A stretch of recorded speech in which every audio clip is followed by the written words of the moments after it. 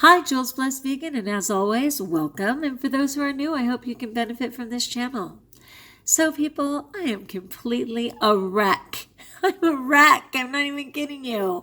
Everything's bothering me. My patience is low. I was just screaming at my dogs.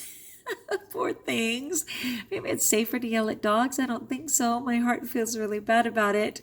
It's just like everything is too much and everything's bothering me. Like, oh, I'm not even going to go into all the details. Stuff is just bugging me to death.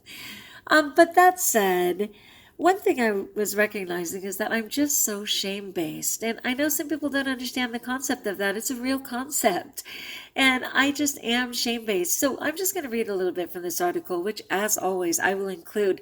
It isn't fantastic. There's better ones, but I'll put it in the description anyway, since I'm touching on it. So it says, as a self-conscious emotion, shame informs us of an internal state of inadequacy, unworthiness, dishonor, regret, or disconnection.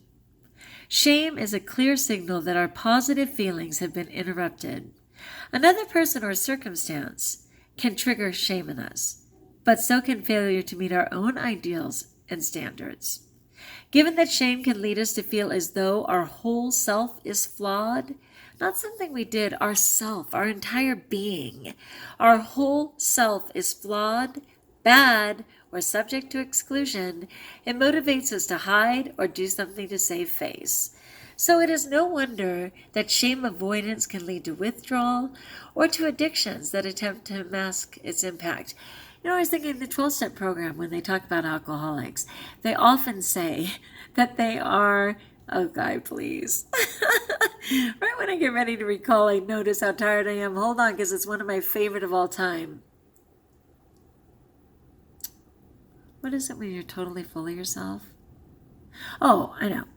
It says that they're egomaniacs suffering from an inferiority complex.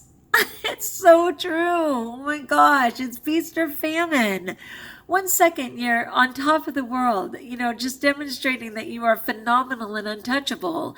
And underneath that, you're scared to death that any second you'll be discovered or, crash. Egomaniacs suffering from an inferiority complex. Yeah, that's me.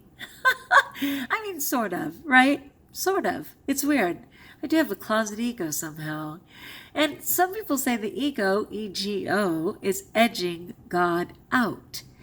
And that is true. Whenever I'm on my high horse, I certainly have no room for God.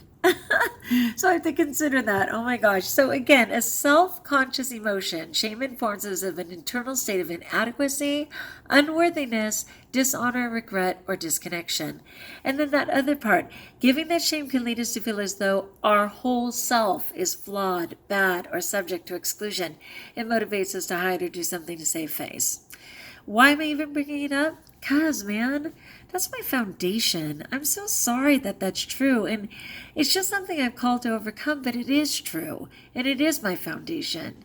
I think it's because as a small child, there were so many things going on every dang second that I couldn't control. And people like to blame.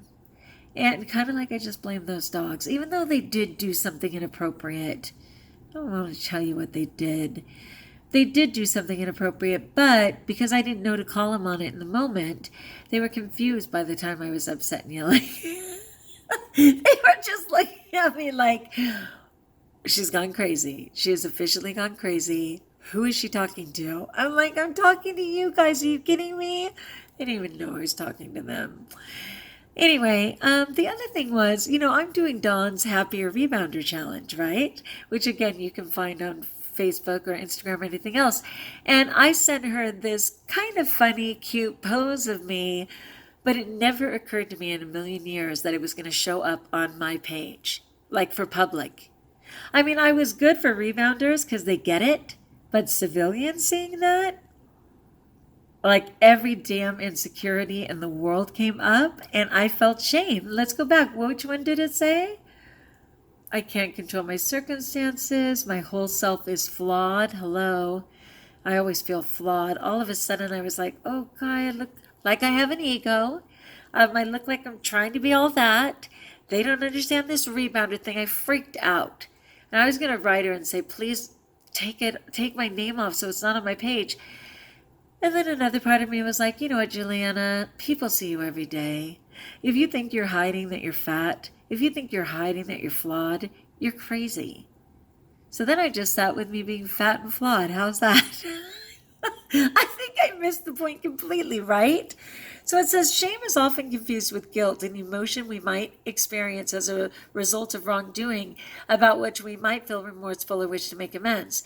Where we're likely to have an urge to admit guilt or talk to others about a situation that left us guilty feelings, it's much less likely that we will broadcast our shame.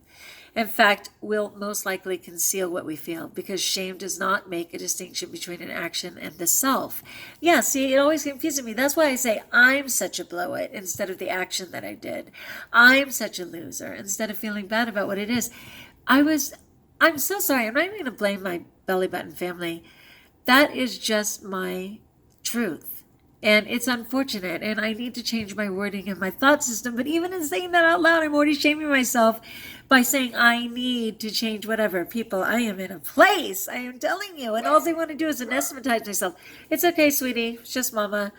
I want to anesthetize myself with food because feeling all of this and processing all of it is the exact nightmare I've been trying to avoid. Oh, my goodness. Okay. Calming down. I'm calming down. I'm going to sit with this a minute.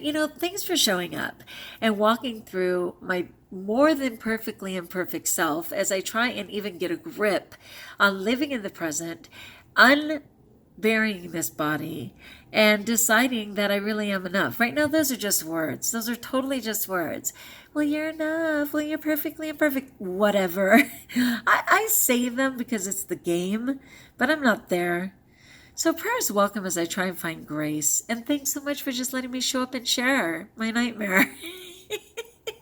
All right, peeps. Like if you like. Join us if you haven't. Comment below so I can support you. Know that I pray for you all the time. That I welcome prayers for me. And in the meantime, best of all, know that you're blessed.